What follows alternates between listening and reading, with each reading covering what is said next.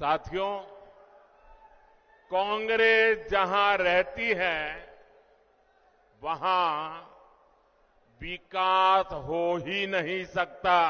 देश में फिर एक बार चुनाव होने जा रहे हैं। एक बार फिर पूरा भाजपा तंत्र आपको झूठे वादों में फंसाने में जुट गया है। नए भारत और विकास की कहानी सुनाकर आपको गुमराह किया जा रहा है। कांग्रेस ने ना कभी गरीब की परवाह की और ना ही कभी वंचितों, शोषितों, युवाओं के बारे में सोचा। कांग्रेस के लिए यही कहा जा सकता है,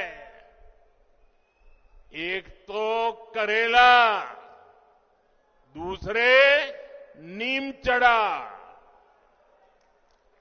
एक तो परिवारवादी पार्टी और दूसरा उतना ही भ्रष्टाचारी पार्टी। आप याद करिए, कांग्रेस सरकार में राजस्थान को लेकर कैसी खबरें आती थी। युवाओं के भविष्य से खिलवाड़ वाली पेपर लीक की खबरें आए दिन वही पढ़ने को मिलता था।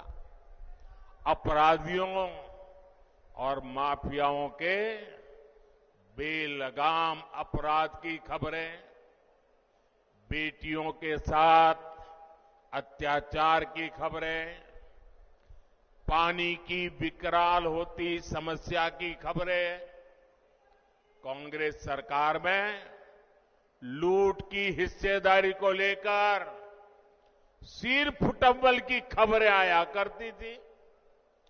देश में राजस्थान की चर्चा केवल नकारात्मक कारणों से होने लगी थी, लेकिन जब से बीजेपी आई है, अब चर्चा पेपर माफियाओं पर हो रही कार्रवाई की हो रही है। अब खबरें अपराधियों पर कस रहे कानून के शिकंजे की आती हैं।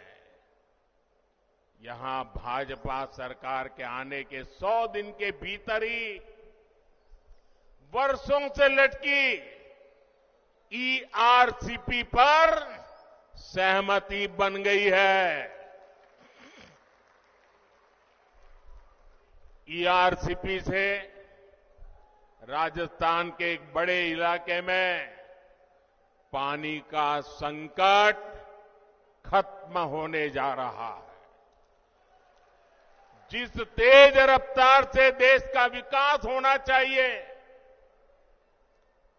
वो तेज रफ्तार सिर्फ और सिर्फ भाजपा ही दे सकती है। देश में फिर एक बार चुनाव होने जा रहे हैं।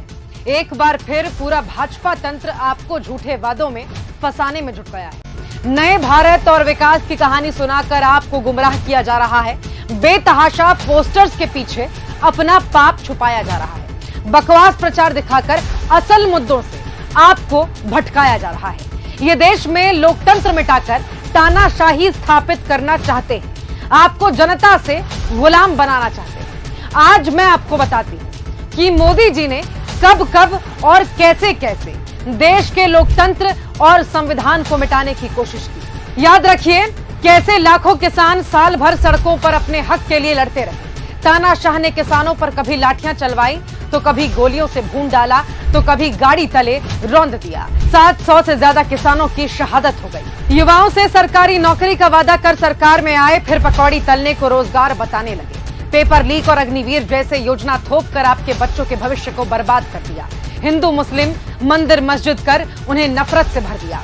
याद रखिएगा, जब मणिपुर में महिलाओं को निर्वस्त्र करके घुमाया गया, तब मोदी जी खामोश रहे। मेडल जीत कर आई महिला पहलवानों के साथ लपक कर फोटो खिंचवाने वाले मोदी जी जब उन्हीं बेटियों को दिल्ली की सड़कों पर घसीटा गया तो नजर नहीं आए।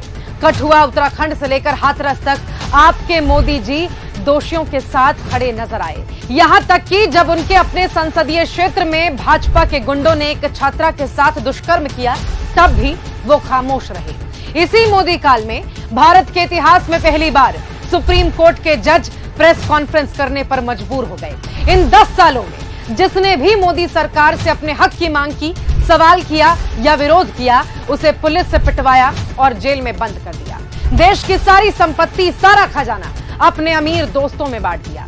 और जब संसद में राहुल गांधी ने इस पर सवाल किया तो उन्हें संसद से बाहर कर दिया, उनका घर छीन लिया।